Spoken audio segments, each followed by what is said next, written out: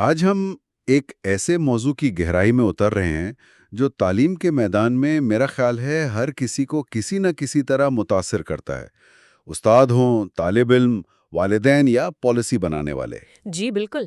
ہمارے پاس جو مواد ہے اس کی بنیاد پر ہم بات کریں گے کہ کلاس روم میں طلباء کی تعداد یعنی جسے ہم کلاس سائز کہتے ہیں وہ پڑھانے اور سیکھنے کے معیار پر یعنی مطلب کوالٹی پر کیسے اثر انداز ہوتی ہے۔ بالکل، اور یہ بات اہم ہے کہ یہ صرف آپ کہیں نمبروں کا کھیل نہیں ہے۔ جو تحقیق اور تجزیے ہم دیکھ رہے ہیں وہ صاف بتاتے ہیں کہ کلاس میں کتنے بچے ہیں اس کا براہ راست اثر اس بات پر پڑتا ہے کہ استاد کتنی توجہ دے پاتا ہے اور ظاہر ہے طالب علم کتنا سیکھ پاتا ہے۔ تو آج ہمارا مقصد یہی ہے کہ ان ذرائع سے جو اہم نکات ہیں وہ نکالیں، کچھ شاید حیران کن باتیں بھی سامنے آئیں، ان پر روشنی ڈالیں اور یہ سمجھیں کہ یہ مسئلہ اصل میں کتنا گہرا ہے۔ جی، کوشش یہی ہوگی کہ جو تحقیق موجود ہے اس کی روشنی میں بات کریں۔ ہمارے سامنے جو یہ دستاویزات ہیں یہ واقعی کافی تفصیلی جائزہ پیش کرتی ہیں، تو آئیے اس موضوع کی جسے کہتے ہیں تہوں کو کھولتے ہیں۔ اچھا، سب سے پہلے تو یہ سمجھنا ضروری ہے کہ جب ہم کہتے ہیں بڑی کلاس تو اصل میں صورتحال ہے کیا، زمین پر کیا ہو رہا ہے؟ دیکھیے، ذرائع تو یہی بتاتے ہیں کہ دنیا کے کئی حصوں میں اور خاص طور پر سرکاری تعلیمی نظاموں میں یہ کوئی غیر معمولی بات نہیں ہے کہ ایک کلاس میں آپ کو 40، 50 یا بعض اوقات تو اس سے بھی زیادہ بچے ملے۔ 50 سے بھی زیادہ؟ جی، اب کاغذی طور پر تو شاید یہ انتظامی مجبوری لگے یا معمول سمجھا جائے، لیکن اگر آپ تعلیم کے معیار کے لحاظ سے دیکھیں تو یہ ایک بہت بہت بڑا چیلنج ہے۔ 40 یا 50 بچے ایک کمرے میں، یہ تو وہ تصور کرنا ہی مشکل ہے۔ اچھا، تحقیق کیا کہتی ہے کہ مثالی تعداد کتنی ہونی چاہیے؟ کوئی ایسا نمبر ہے جس پر ماہرین متفق ہوں کہ ہاں بھائی اتنے بچے ہوں تو سیکھنے کا عمل بہتر ہوتا ہے؟ جی ہاں، زیادہ تر تحقیق اور ماہرین تعلیم وہ اس بات پر متفق نظر آتے ہیں کہ تقریباً 20 سے 25 طلبہ فی کلاس جو ہے وہ ایک نسبتاً بہتر، آپ کہہ لیں، مثالی تعداد ہے۔ اچھا، 20 سے 25؟ جی، اس تعداد میں استاد کے لیے یہ ممکن ہو پاتا ہے کہ وہ ہر بچے کی جو انفرادی ضروریات ہیں انہیں کچھ حد تک سمجھ سکے، ان پر توجہ دے اور کلاس میں ایک جسے کہتے ہیں مثبت تعلیمی ماحول بنا سکے۔ لیکن جیسا ہم نے پہلے کہا، حقیقت اکثر اس سے بہت مختلف ہوتی ہے۔ اور جب یہ تعداد دگنی ہو جائے یا اس سے بھی زیادہ تو پھر فوراً کیا فرق پڑتا ہے؟ پہلا اثر کیا نظر آتا ہے کلاس روم میں؟ سب سے پہلا اور سب سے واضح اثر تو یہ ہوتا ہے کہ استاد کی جو ترجیحات ہیں، پرائیورٹیز، وہ بدل جاتی ہیں۔ آپ خود سوچیں، جب کلاس میں 50 بچے بیٹھے ہوں تو استاد کا زیادہ تر وقت اور ان کی توانائی جو ہے وہ پڑھانے کے بجائے نظم و ضبط قائم رکھنے میں، شور کم کروانے میں یا بس یہ دیکھنے میں کہ سب حاضر ہیں، اسی میں صرف ہو جاتی ہے۔ یعنی مینجمنٹ زیادہ ہو جاتی ہے؟ بالکل، انفرادی توجہ تو بہت دور کی بات ہے۔ بعض اوقات تو استاد کے لیے شاید سب بچوں کے نام یاد رکھنا بھی ایک چیلنج بن جاتا ہے، تو وہ جو اصل کام ہے سیکھنے سکھانے کا وہ کہیں پس منظر میں چلا جاتا ہے۔ یہ تو لگتا ہے کہ ایک منطقی بات ہے، لیکن کیا اس حوالے سے کوئی ٹھوس تحقیق، کوئی ریسرچ بھی ہے جو ان باتوں کی تصدیق کرے؟ کیا اعداد و شمار بھی یہی کہانی سناتے ہیں؟ یقیناً، اس بارے میں ایک بہت ہی اہم اور جسے کہتے ہیں کثرت سے حوالہ دی جانے والی تحقیق کا ذکر ان ذرائع میں ہمیں نمایاں طور پر ملتا ہے۔ وہ ہے Tennessee star project. Tennessee star project? اچھا۔ جی، STAR یعنی اسٹوڈنٹ ٹیچر اچیومنٹ ریشیو۔ یہ امریکہ میں ٹینیسی ریاست میں کی گئی ایک بہت بڑے پیمانے پر اور لمبے عرصے تک چلنے والی تحقیق تھی۔ اس نے خاص طور پر جو ابتدائی جماعتیں ہیں، کنڈرگارٹن سے تیسری جماعت تک، ان میں کلاس کے سائز کے کیا اثرات ہوتے ہیں اس کا جائزہ لیا تھا۔ مطلب ہزاروں طلباء اور سینکڑوں کلاس رومز اس میں شامل تھے۔ اچھا، یہ ٹینیسی اسٹار پروجیکٹ تو واقعی کوئی بڑی تحقیق لگتی ہے۔ تو اس کے کیا خاص نتیجے نکلے؟ کیا واقعی چھوٹی کلاسوں سے فرق پڑا تھا جیسا کہ آپ کہہ رہی ہیں؟ فرق پڑا تھا، اور وہ بھی بہت نمایاں فرق پڑا تھا۔ تحقیق کی جو سب سے اہم اور شاید کچھ لوگوں کے لیے حیران کن دریافت تھی وہ یہ تھی کہ جن کلاسوں میں طلباء کی تعداد کم رکھی گئی تھی، یعنی تقریباً 13 سے 17 کے درمیان۔ صرف 13 سے 17؟ جی، صرف اتنے۔ ان کلاسوں کے جو بچے تھے انہوں نے پڑھنے یعنی ریڈنگ اور ریاضی یعنی میتھس، ان جیسے بنیادی مضامین میں ان کلاسوں کے بچوں کے مقابلے میں نمایاں طور پر بہتر کارکردگی دکھائی جن میں 22 سے 25 یا اس سے بھی زیادہ طلباء تھے۔ یہ تو ٹھیک ہے، یہ سمجھ میں آتا ہے کہ کم بچوں پر زیادہ توجہ دی جا سکتی ہے، لیکن کیا یہ فائدے بس اسی وقت تک تھے؟ مطلب ان کلاسوں تک ہی محدود تھے یا ان کے کوئی لمبے عرصے تک چلنے والے لانگ ٹرم اثرات بھی سامنے آئے؟ یہاں بات اصل میں بہت دلچسپ ہو جاتی ہے۔ ذرائع کے مطابق اسٹار پروجیکٹ نے ان طلباء کو کئی سال تک فالو کیا، مطلب دیکھتے رہے کہ آگے جا کر کیا ہوتا ہے۔ اچھا۔ اور نتائج سے یہ پتہ چلا کہ ابتدائی جماعتوں میں چھوٹی کلاسوں میں پڑھنے کے جو فائدے تھے وہ صرف انہی سالوں تک محدود نہیں رہے۔ جن بچوں نے وہ ابتدائی تعلیم چھوٹی کلاسوں میں حاصل کی تھی وہ آگے کی جماعتوں میں بھی بہتر کارکردگی دکھاتے رہے، ان کے کالج جانے کے امکانات زیادہ پائے گئے اور یہاں تک کہ ان کی جو مستقبل کی آمدنی تھی اس پر بھی مثبت اثرات دیکھے گئے۔ کمال ہے، یعنی شروع کے چند سالوں میں اگر بہتر توجہ اور ماحول مل جائے تو اس کا اثر بچے کی پوری تعلیمی زندگی اور شاید آگے کی پیشہ ورانہ زندگی پر بھی پڑ سکتا ہے۔ بالکل، یہ تو واقعی جیسے کہتے ہیں نا پیراڈائم شفٹ والی بات ہے۔ بالکل، یہ اس بات کا ایک ٹھوس ثبوت فراہم کرتا ہے کہ ابتدائی سالوں کی تعلیم میں جو سرمایہ کاری ہے، جو انویسٹمنٹ ہے، وہ کتنی اہم ہے اور کلاس کا سائز اس میں کتنا مرکزی کردار ادا کرتا ہے۔ یہ صرف بہتر نمبروں کی بات نہیں ہے، یہ اصل میں طلباء میں سیکھنے کی وہ بنیاد، وہ دلچسپی اور وہ خود اعتمادی پیدا کرنے کی بات ہے جو پھر عمر بھر ان کے ساتھ رہتی ہے۔ یہ ٹینیسی اسٹار پروجیکٹ واقعی بہت دلچسپ ہے، خاص طور پر یہ لانگ ٹرم اثرات والی بات۔ اس سے تو اندازہ ہوتا ہے کہ ابتدائی سالوں کی اہمیت کتنی زیادہ ہے، اور یہی نکتہ شاید اساتذہ کے جو روزمرہ کے تجربات ہیں ان سے بھی جڑتا ہوگا۔ ذرائع میں اساتذہ کے زاویے سے کیا تصویر سامنے آتی ہے؟ مطلب اتنی بڑی تعداد میں بچوں کو پڑھانا کیسا محسوس ہوتا ہے انہیں؟ آپ بالکل صحیح سمت میں سوچ رہے ہیں۔ ذرائع اساتذہ کے تجربات پر بھی روشنی ڈالتے ہیں اور وہ تصویر سچ پوچھیں تو کچھ زیادہ حوصلہ افزا نہیں ہے۔ بڑی کلاسوں میں جو اساتذہ پڑھاتے ہیں ان میں شدید ذہنی دباؤ یعنی سٹریس، کام کا بوجھ، برن آؤٹ اور اپنی ملازمت سے ایک طرح کی عدم اطمینان، ڈس سیٹسفیکشن، اس کی شکایتیں بہت عام ہیں۔ ان کے لیے روزانہ کی بنیاد پر کئی عملی قسم کی مشکلات کھڑی ہو جاتی ہیں۔ کس قسم کی مشکلات ہوتی ہیں انہیں؟ کیا ذرائع میں کچھ خاص مثالیں دی گئی ہیں؟ جی، کئی طرح کی مشکلات کا ذکر ہے۔ پہلا تو وہی نظم و ضبط کا مسئلہ ہے جس پر ہم نے پہلے بھی بات کی، وہ ایک مستقل چیلنج رہتا ہے۔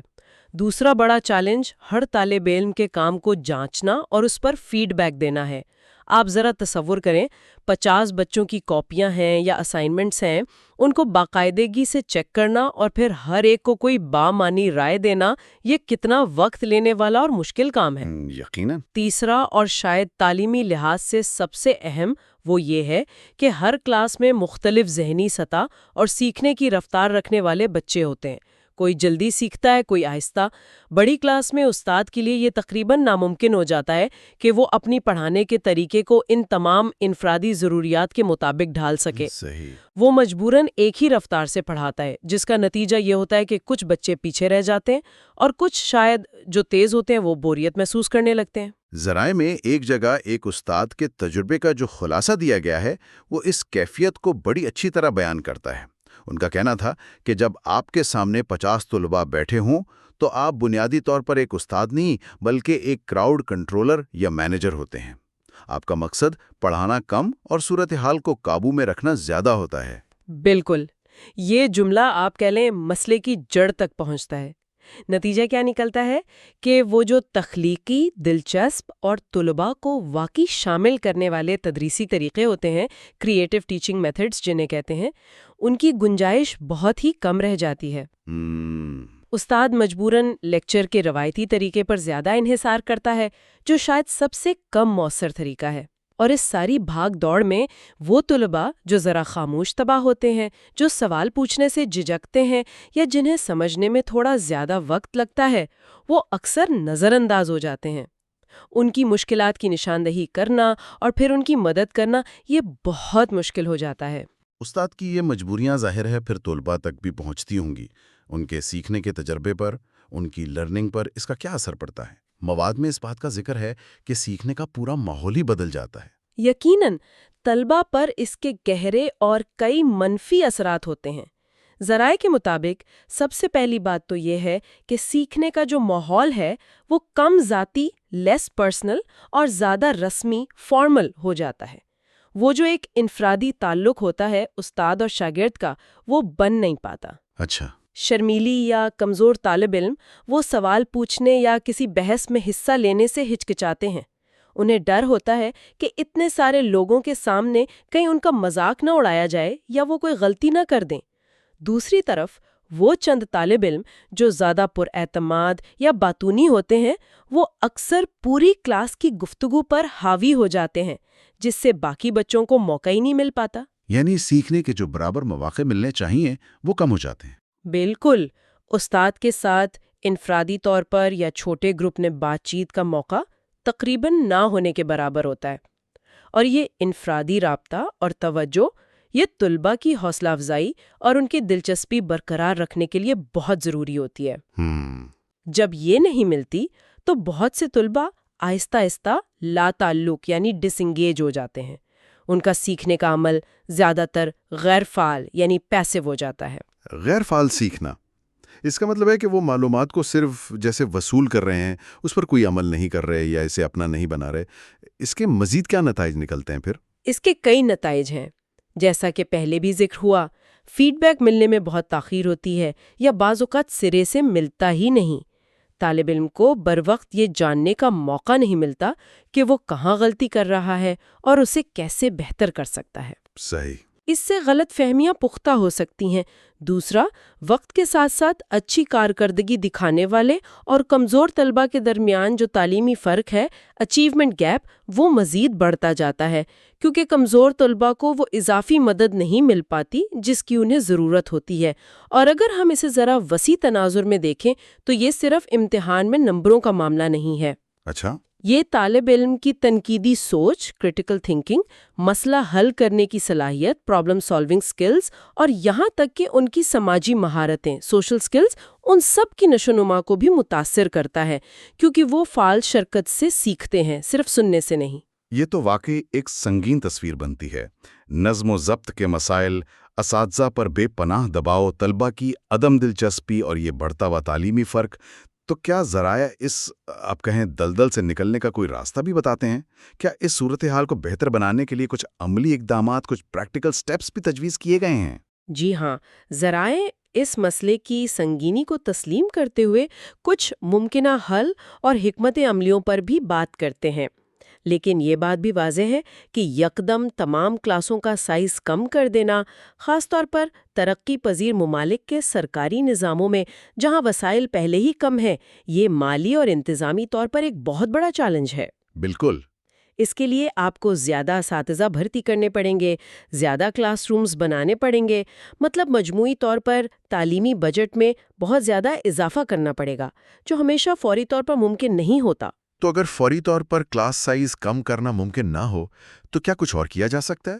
کیا کوئی متبادل حکمت عملی، کوئی آلٹرنیٹ اسٹریٹجی ہے جو بڑی کلاسوں کے یہ جو منفی اثرات ہیں ان کو کچھ کم کرنے میں مدد دے سکے؟ بالکل، ذرائع کئی ایسی متبادل یا آپ کہہ لیں ضمنی حکمت عملیوں کا ذکر کرتے ہیں جن پر غور کیا جا سکتا ہے۔ ایک تو ہے ٹیم ٹیچنگ یا کو ٹیچنگ۔ Team teaching? جی، اس ماڈل میں ایک ہی بڑی کلاس کو 2 یا بعض اوقات زیادہ اساتذہ مل کر پڑھاتے ہیں۔ وہ یا تو کلاس کو چھوٹے گروپس میں بانٹ سکتے ہیں وقتاً فوقتاً، یا پھر مختلف تدریسی ذمہ داریاں آپس میں تقسیم کر سکتے ہیں۔ اس سے طلباء کو نسبتاً زیادہ انفرادی توجہ ملنے کا امکان بڑھ جاتا ہے۔ اچھا، یہ ایک طریقہ ہے۔ دوسرا ہے ٹیکنالوجی کا مؤثر استعمال۔ آج کل کئی ایسے ڈیجیٹل ٹولز اور پلیٹ فارمز موجود ہیں جو اسیسمنٹ، گریڈنگ اور فیڈ بیک کے عمل کو کافی آسان اور تیز بنا سکتے ہیں۔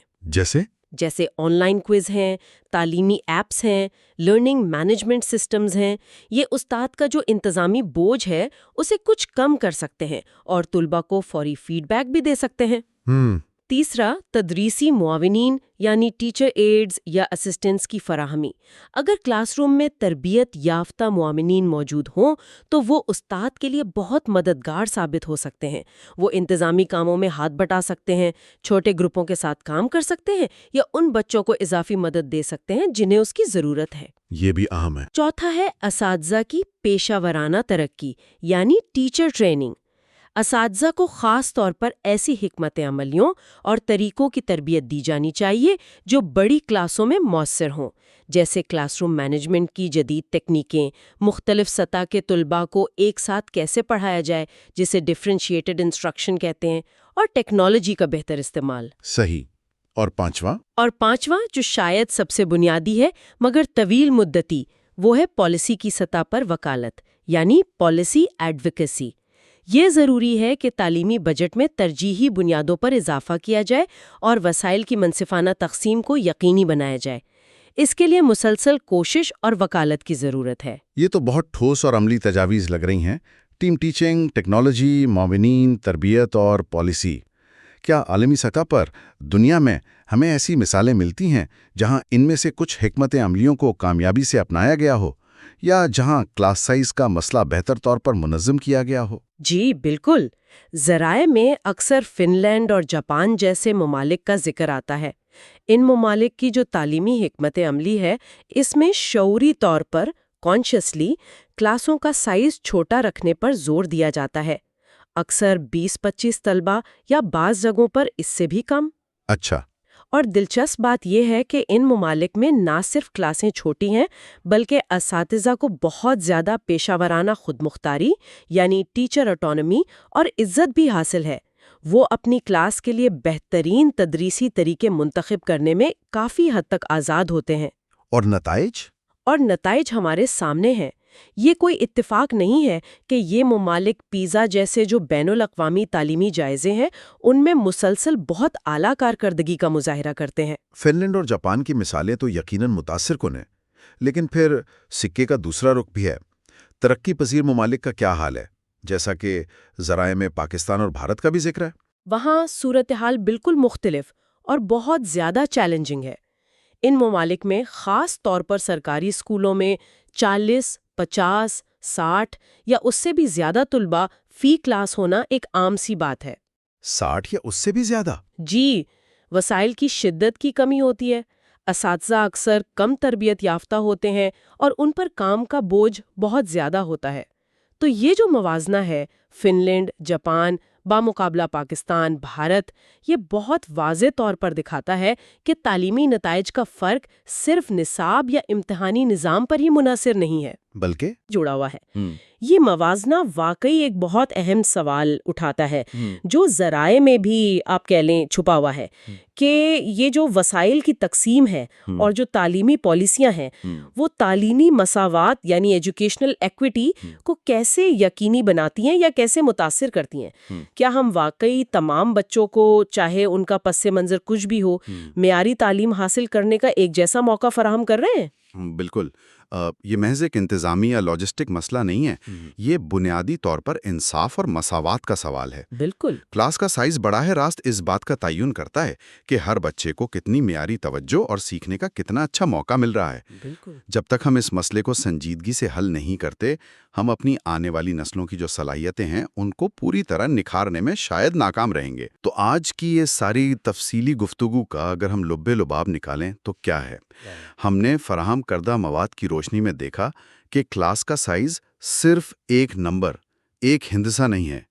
یہ ایک ایسا فیکٹر ہے جو استاد کی کارکردگی، طالب علم کے سیکھنے کے تجربے اور مجموعی طور پر تعلیمی نظام کے معیار کو بہت گہرائی سے تشکیل دیتا ہے۔ جی۔ بڑی کلاسیں نہ صرف اساتذہ پر ایک ناقابل برداشت بوجھ ڈالتی ہیں بلکہ طلباء کو انفرادی توجہ اور فعال شرکت سے بھی محروم کر سکتی ہیں، جس کے پھر ہم نے دیکھا دورس نتائج ہوتے ہیں۔ آپ نے بالکل درست خلاصہ کیا۔ اساتذہ بلا شبہ اپنی بہترین کوشش کرتے ہیں، اس میں کوئی شک نہیں، لیکن حالات اکثر ان کے قابو سے باہر ہوتے ہیں۔ اسٹار پروجیکٹ جیسی تحقیق ہمیں واضح طور پر بتاتی ہے کہ چھوٹی کلاس سے حقیقی اور دیر پا فرق ڈالتی ہیں۔ اگرچہ فوری طور پر ہر جگہ کلاس سائز کم کرنا شاید مشکل ہو، لیکن ٹیم ٹیچنگ، ٹیکنالوجی کا استعمال، معاونین کی فراہمی اور بہتر تربیت جیسی حکمت عملیاں کچھ بوجھ ضرور کم کر سکتی ہیں۔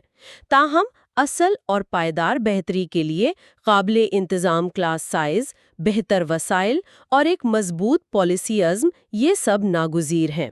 یہ ایک سرمایہ کاری ہے جس کا منافع ہمیں ایک بہتر تعلیم یافتہ اور زیادہ قابل نسل کی صورت میں ملے گا۔ بالکل۔ تو اس اہم گفتگو کو سمیٹتے ہوئے ہم اپنے سننے والوں کے لیے ایک نقطہ چھوڑ جاتے ہیں جو ان ذرائع سے حاصل ہونے والی معلومات پر ہی مبنی ہے اور ہمیں مزید سوچنے کی دعوت دیتا ہے۔